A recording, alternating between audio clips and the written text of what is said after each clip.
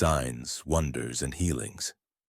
The Jerusalem assembly walked through streets where sickness lingered in shadows, where broken bodies waited beside gates, where unclean spirits tormented minds, and where sorrow clung to doorways.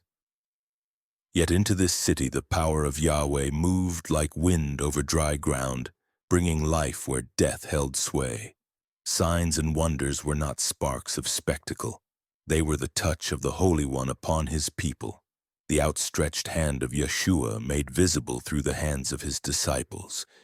It began in the temple courts where the apostles taught beneath the colonnades. Crowds gathered, drawn by the sound of truth and the scent of hope. Some came leaning on staffs, their legs trembling. Some were carried on mats, unable to lift themselves. Others came with unseen wounds, chains within the mind, torment that bound the heart like iron rings. And into this sea of need the power of Yahweh flowed. The sick were healed, the oppressed were freed, the lame stood, and the blind blinked into sudden light. These works were not conjured through ritual. They came through the name of Yeshua, spoken with faith by men filled with the Ruach HaKodesh. When Peter and John lifted the lame man at the beautiful gate, his feet strengthened like a sapling set firm beside a stream. He leaped, praising Yahweh, his voice loud enough to shake the whole court. His healing became a trumpet blast, echoing through Jerusalem. People ran to see him, and the apostles declared that Yeshua, whom the rulers crucified and Yahweh raised, had done this work. The healing was a signpost, pointing not to men but to the risen King. From that moment the streets changed.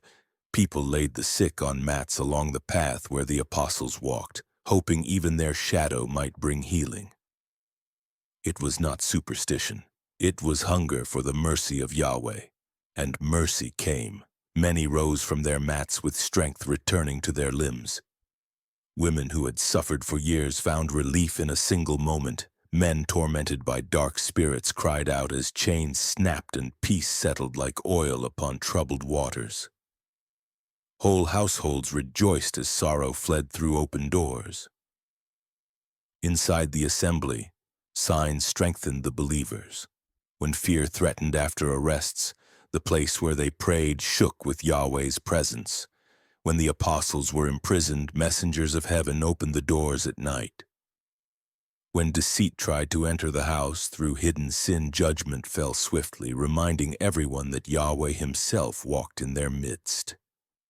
No falsehood escaped his eyes, no mixture was tolerated in his house. Even this judgment was a sign, a fire that purified, a warning that the assembly must walk with clean hands before the Holy One. Prophetic words also moved among them. The Ruach stirred men to speak of coming famine, and the assembly gathered provisions for distant brothers before hunger ever arrived. At times a prophet warned against danger on a journey.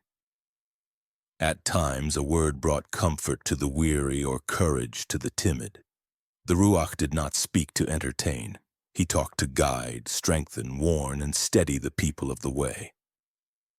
Wonders spread beyond Jerusalem as believers carried the name into surrounding towns.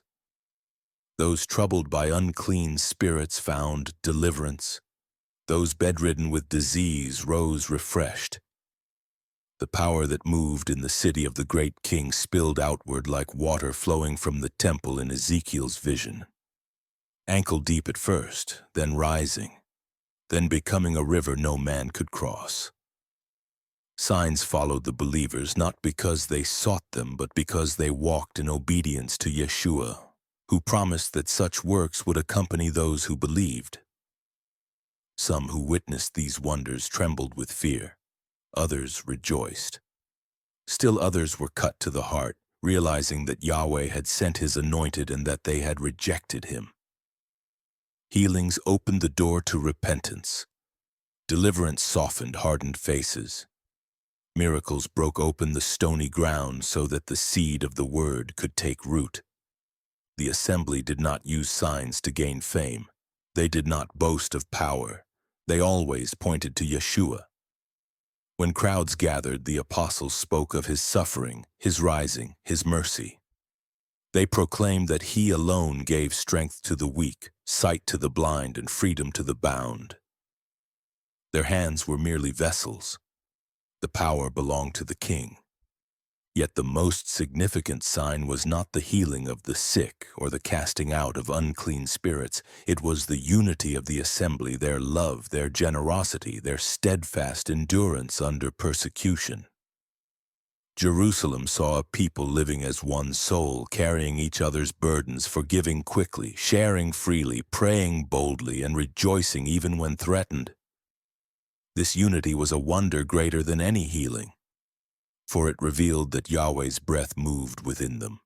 Thus, signs and wonders became the wind that carried the message of Yeshua across Jerusalem and beyond. Through them, Yahweh showed his nearness, his compassion, his holiness, and his power.